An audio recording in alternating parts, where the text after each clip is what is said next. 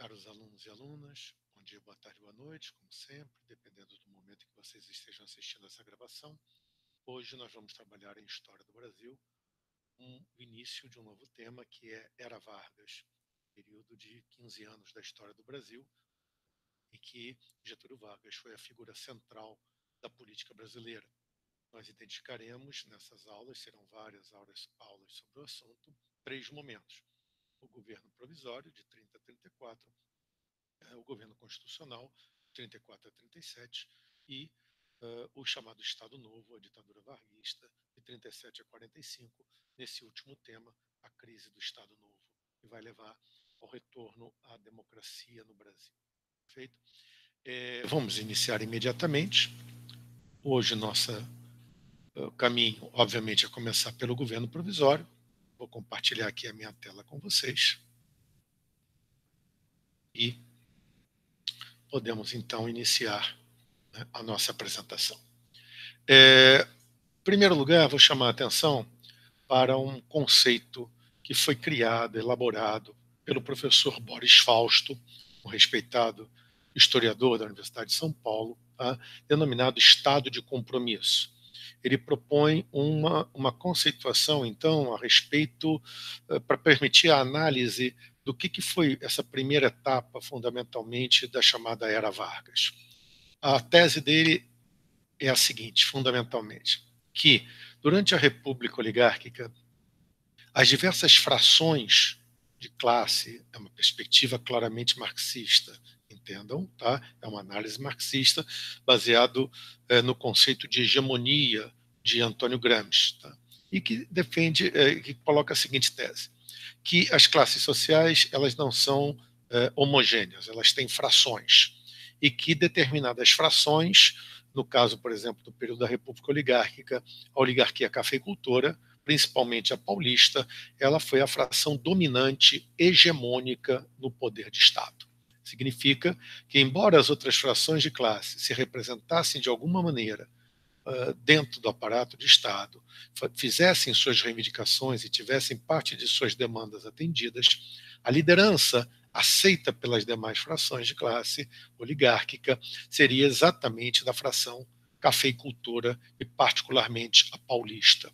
Ora, a tese dele é que a crise 29, a cisão, a divisão entre as oligarquias mineira e paulista nas eleições de 1930, a formação do Bloco da Aliança Liberal, que conseguiu atrair aqueles setores novos, descontentes com a ordem oligárquica, para a sua percepção política, gerou a crise da hegemonia da oligarquia paulista, do café, que foi derrubada pela Revolução de 30, e a partir daí surgiu um Estado que ele chama de compromisso, porque havia um bloco vitorioso no poder, com interesses diversos, sem dúvida nenhuma, mas que tinham, num certo sentido, uma, digamos, equivalência do seu peso.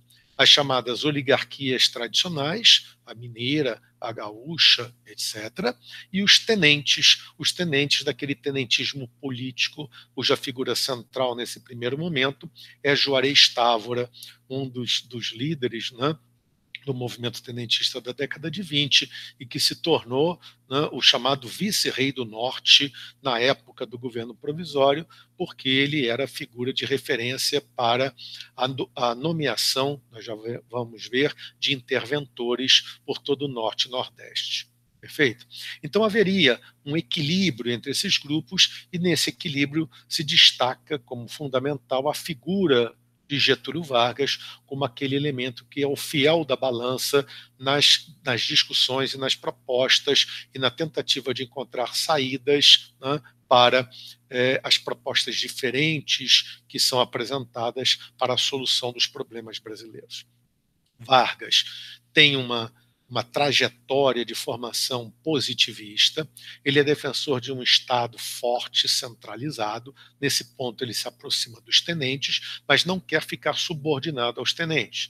Por outro lado, ele também é um representante das oligarquias tradicionais, ele mesmo é um grande proprietário de terras e entende que tem que ser feita uma passagem em que essas oligarquias também participem do poder político de alguma maneira. Ele, torna a repetir, vai ser uma espécie de fiel da balança. Isso lhe dá um poder muito grande, porque não existe uma fração dominante nesse momento no Estado brasileiro. Essa é a tese fundamental do Estado de compromisso. Ora, a primeira grande medida imediata ao tomar o poder dos novos vitoriosos, do novo bloco do poder, foi a extinção da Constituição de 1891. E, com isso, a dissolução do poder legislativo, ou seja, tanto federal, Congresso Nacional, Câmara e Senado, mas também as assembleias legislativas estaduais e as chamadas câmaras municipais, ou seja, o poder legislativo deixou de existir no país.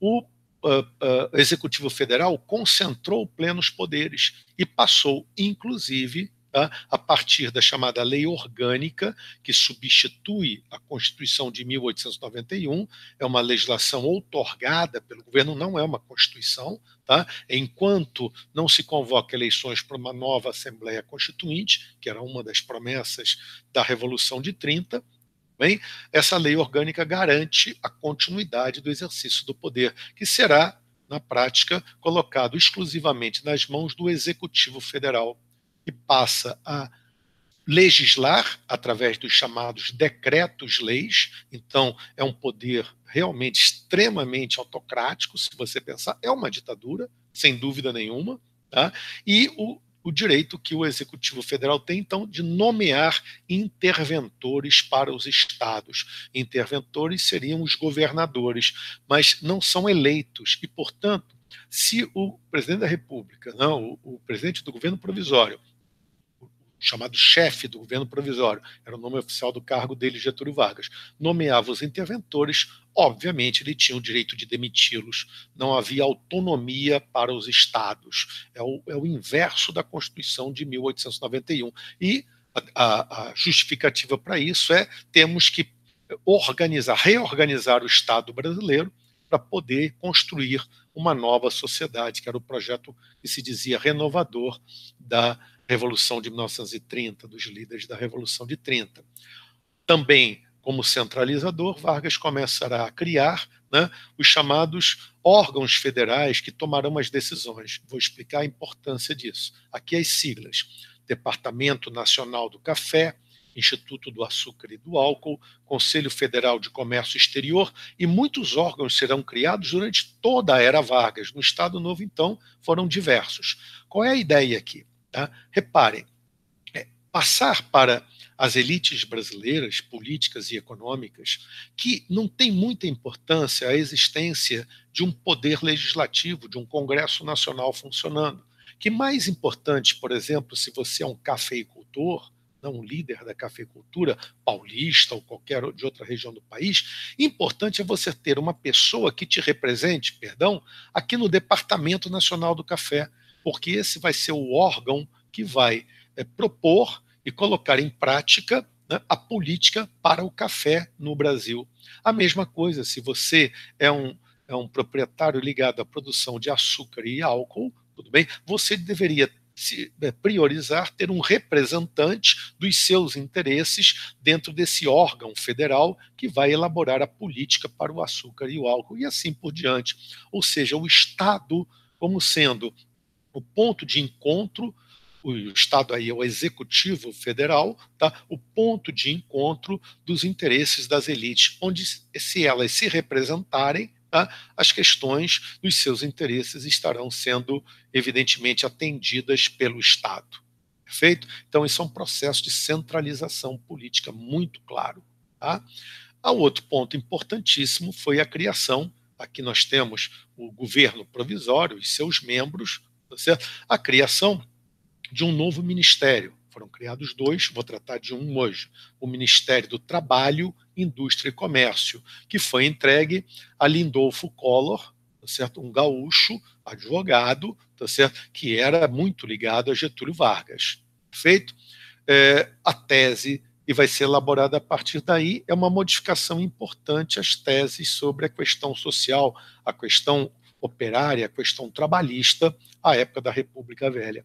Se a questão social, na época da República Oligárquica, era caso de polícia, agora vai ser caso de política. Significa, o Estado brasileiro vai ter uma proposta para a organização dos trabalhadores, seja a questão da legislação trabalhista, tá? Seja a questão da legislação social. A trabalhista são aquelas leis que vão falar, né, da definição da jornada de trabalho, do direito de férias. A legislação social é aquela que vai criar o embrião da Previdência Social no Brasil, os institutos de aposentadoria e pensão, ou seja, a preocupação do Estado brasileiro com o seguinte fato: se o projeto, e esse era um projeto que estava, né, na cabeça principalmente dos tenentes, mas de outros setores da elite que chega ao poder em 1930, tá? Se o projeto é um projeto de modernizar o Brasil, e modernizar significa industrializar, o número de operários vai tender a crescer no Brasil, evidentemente, porque se houver uma industrialização acelerada, o número de operários vai aumentar. Se esses operários não tiverem direitos, tudo bem, eles vão tender a adotar posturas radicais, como, por exemplo, comunista, anarquista ou qualquer outra que seja. Então, o Estado tem que oferecer para esse trabalhador, e no caso é o trabalhador urbano, porque a legislação trabalhista e social da era Vargas não chega ao homem do campo, exatamente pelo acordo com as elites tradicionais, as oligarquias, que não veriam com bons olhos direitos trabalhistas para o seu trabalhador rural. Tudo bem? Então, a legislação trabalhista da era Vargas não chega ao campo, ao trabalhador do campo. Tudo bem? Essa legislação trabalhista tem um projeto que é mostrar, né, e essa narrativa vai ser feita durante todo o curso da Era Vargas, que o Estado está se antecipando às demandas, às reivindicações dos trabalhadores, porque entende que tem que protegê-los, o Estado como protetor.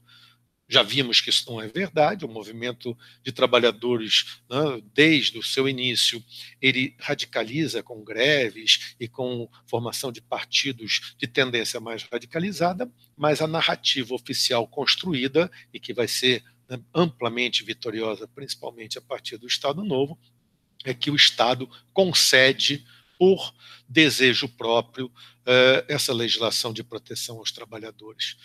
Vargas, a partir daí, vai se construir o mito, né, de que ele é o pai protetor dos pobres, o pai dos pobres. Perfeito? Ora, ao lado disso, uma legislação sindical cujo objetivo, a partir de um modelo corporativista, né, vinculado muito próximo ao que era a Carta del Lavoro, a Carta do Trabalho, do fascismo italiano, tudo bem? É uma legislação sindical que atrela os sindicatos ao Estado, tanto os sindicatos de trabalhadores quanto os sindicatos de empresários. E aqui entra uma lógica do corporativismo. Os setores, as forças produtivas da nação, capital e trabalho, devem se unir para construir um Brasil moderno, um Brasil forte. E, nesse sentido, o Estado é o articulador dessa relação entre capital e trabalho, é o mediador dessa relação entre capital e trabalho. E a legislação sindical brasileira constrói, a partir daí, sindicatos que são vinculados ao Estado.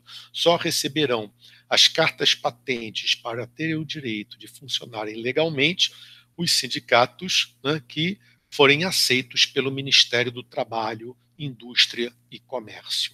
Tudo bem? Até o nome do ministério, que coloca trabalho na frente de indústria e comércio, é na tentativa de mostrar a ênfase que o Estado varguista dá, desde o primeiro momento, aos trabalhadores. Alguns vão dizer que isso é o início do chamado populismo varguista. Populismo é um conceito que na América Latina trata de líderes, com lideranças carismáticas, que têm uma relação direta com o povo, no caso aqui, com os trabalhadores, que essa relação não é mediada por um partido político, como, por exemplo, no fascismo, no nazismo. Perfeito? Então, trabalhamos uma série de conceitos importantes, alguns deles utilizaremos nos nossos próximos encontros. Só para ver aqui, o governo provisório, tudo bem? Formado. Isso. Aqui, uma charge que mostra Getúlio Vargas colocando, né, uma última enfim, pá de terra em cima da Constituição de 1889, na verdade, de 91, tá certo? E aqui Oswaldo Aranha, um dos líderes também, chamado um tenente civil gaúcho, muito ligado a Vargas, um dos líderes do movimento de 30, assiste essa cerimônia. Aqui a legislação social e trabalhista e uns cartazes, né, que mostravam, né, a frase de Getúlio Vargas: as leis sociais com que o atual governo, por iniciativa própria, reparem, por iniciativa própria, tem procurado amparar as classes trabalhadoras, devem constituir motivo de orgulho para os brasileiros. Por iniciativa própria significa os trabalhadores nem estavam reivindicando, mas nós nos antecipamos porque sabemos que isso é o justo, certo? É a tese, então, da reconstrução aí de uma história do movimento operário brasileiro. Na nossa próximo encontro, nós daremos continuidade ao estudo do governo provisório. Reapareço aqui para vocês, para me despedir, tá certo? As dúvidas, né, nós avançaremos adiante e colocaremos, né, numa próxima aula a Revolução Constitucionalista, a continuidade do governo provisório, como disse anteriormente. Desejo que todos estejam em saúde, porque isso é fundamental, e logo, logo nos encontraremos outra vez. Um abraço a todos.